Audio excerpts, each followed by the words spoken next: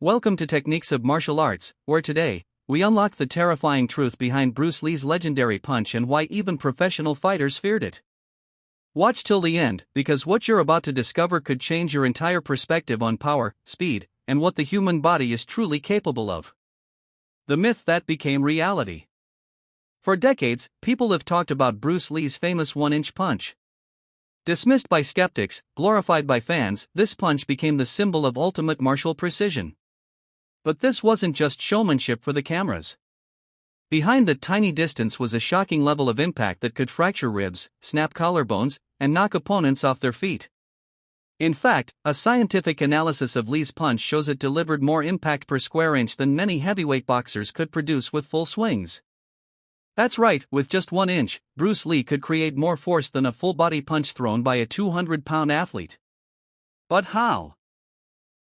To answer that, we need to break down the anatomy of Bruce Lee's strike, a blend of technique, biomechanics, timing, and pure intensity. Speed that defied human reaction. Bruce Lee's punch didn't just rely on strength. It was all about speed. In one scientific analysis, Lee's hand was shown to move from stillness to striking speed in 0.05 of a second, faster than the blink of an eye. Literally. Most humans blink in about 1/3 of a second. Bruce's punch arrived long before you even realized it was coming. This is what made it so dangerous. Because when you can't see the punch, you can't brace for it. You can't tighten your muscles.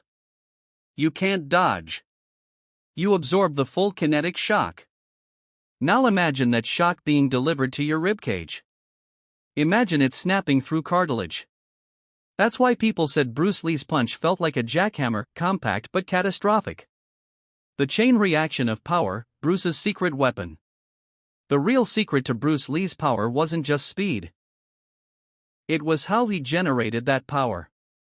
Most people punch with their arms. Bruce punched with his entire body, through something he called the kinetic chain. Let's break it down. It started from the ground. His feet dug into the earth, generating force.